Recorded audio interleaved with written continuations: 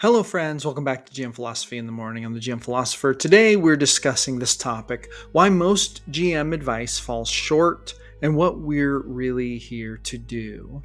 Now, I'm going to give you a warning. This is a somewhat lofty topic, and I'm spitting like from the hip on this one. I haven't scripted this out. This is a topic I've wanted to talk about for a long time, and it involves a book I recently released, which is called The Advanced Art of TTRPG Game Mastery, Deep Philosophy, Insights, and Tactics for the Experienced GM. Link to that is in the description. Listen, I believe in TTRPGs so much that I believe they can become a transcendent experience. Something beyond just a game to gather together to like eat pretzels and drink beer over, or just an excuse to get together with friends. Not that there's anything wrong with that. However, I believe that a lot of game master advice is sort of wrapped up in this idea of like creating a story and then trying to impress your players or please your players. Now, I realize there's a lot of experienced GMs out there that's not gonna, be the thing that they're trying to do. And in fact, I would encourage you to drop a comment. As a game master, what are you actually trying to do when you run games? I would be interested to hear about this for my own research. But I believe this. I believe that TTRPGs can be a transcendent, they can be an emotional, perhaps even a spiritual experience of shared ephemeral storytelling. They can be a piece of intellectual art, not so dissimilar from the concept of Burning Man, where you create it, and then in creating it, it exists in the ephemeral, time and space around us, and then it is gone, left only in our memories. Yes, we can capture it on YouTube and things like that. However, there's a question that bears asking. Is the experience of other people watching it after the fact different than the people experiencing it in real time? And I would say yes. And as a GM, I believe that we have a mandate. I believe we have a responsibility. I believe we have an opportunity to make TTRPGs better, deeper, more meaningful than maybe previous iterations of Game Masters believed were possible. And there's a lot of reasons for this, but I want to read a short excerpt from my new book, which I'm going to show you the cover here. I'm going to link to it down in the description. This is a paid ebook, actually, so you can purchase it. But here is what I want to read from this. It's from the introduction. There is a power that stirs beneath the dice in drama. It is not found in mechanics, though mechanics do contribute to it. It is not found in miniatures, though they can also play an important role. Instead, you should think of it differently. It lies deeper in the sacred exchange of imagination, risk, trust, and meaningfulness that occurs when a group gathers to tell a story that has never been told before. This is what I believe is the essence of TTRPGs. This is what I believe is possible, okay? And most GM advice, and I think what most GMs are doing out there, and this might be an unpopular opinion, but this is an opinion that I actually have. This is honest. I think that a lot of GMs are really focused on creating an entertaining experience for their players, which that's a part of it, but what's the real thing we should be striving for? And I'm going to tell you what I think that is. I think what we should really be striving for is a shared, collaborative, creative experience where we tell a story together in full cooperation that hits us in the emotions and leaves a real valid impact, so much so that it was a real event for us. Okay. Now, I know that this happens organically at many, many gaming tables. All of you game masters who have ever had a situation at your table where players have, talked about a situation that happened fondly and they laugh about it, or maybe they're sad about it, or it evokes real emotion. And you know what I'm talking about. You know exactly what I'm talking about when I talk about this.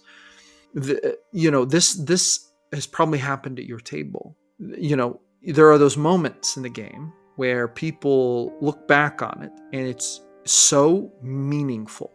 While it was happening, it was so meaningful. They were on the edge of their seat. There was peak emotion. There was visceral feeling involved in that moment. Okay. It wasn't just like, they're sitting there and they're scrolling on their phones waiting for their, and when their turn comes, they take a swig of their beer and they just roll their dice and they're like, oh, I don't really know what my abilities are. These are two different experiences, and I'm going to be really honest with you. And I'm not trying to be rude. I'm not trying to be antagonistic, but I believe that TTRPGs, there's actually such a broad chasm between beer and pretzel gaming and deep, ephemeral, collaborative, intellectual art creation.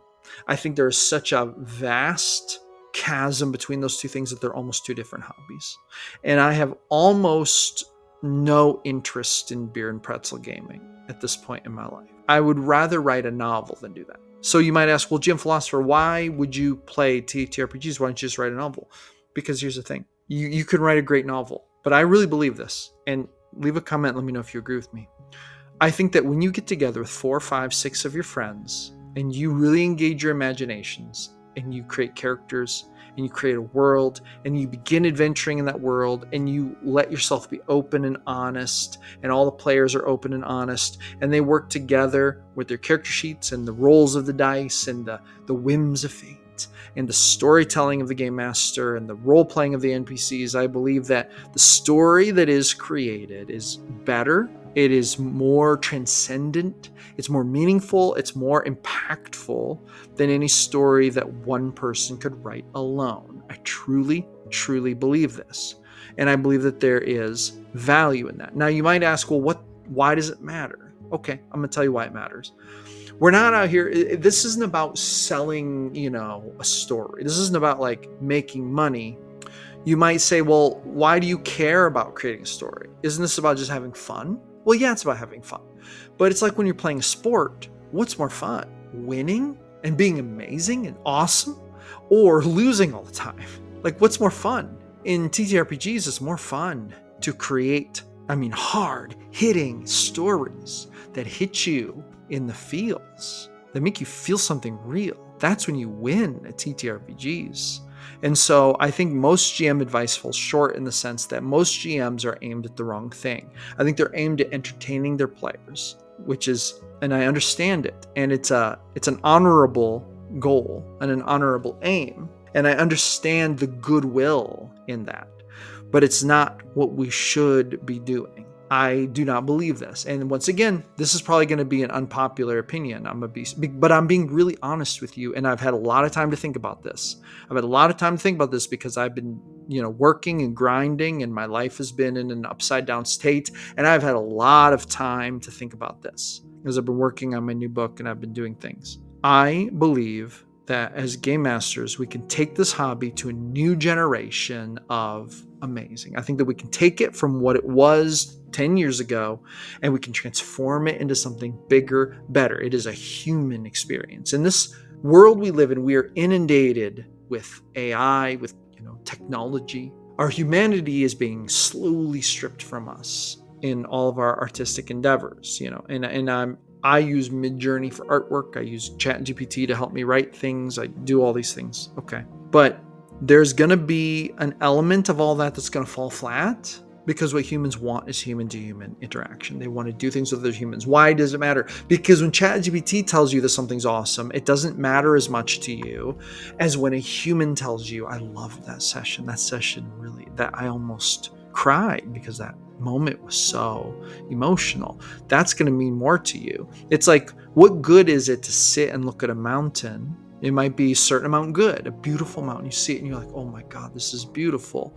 But what if there are no other humans to tell about it? What if there are no other humans to experience that with you? Part of the beauty of looking at the beautiful mountain is looking to the person next to you and saying, look at that beautiful mountain, and experiencing that together. I'm not saying there's not value in doing things alone. That's what writing a novel is about. And obviously there's value in that. But I'm talking about the shared experience of creating stories around the table. I think that we can do better. I think we can take it further. So that's what I wanted to say in this video. Let me know what you think. Drop me a comment and let me know. I hope that this gets some conversation going because I really believe that this is where I want to go with this hobby. I think I want to take it to a place that's transcendent, that's more deep, that's more meaningful, And I am curious about what other people think about that. So drop a comment and let me know. All right. Thank you so much for coming back for another episode of GM Philosophy in the Morning. I'm the GM Philosopher. I will see you awesome people on the next one.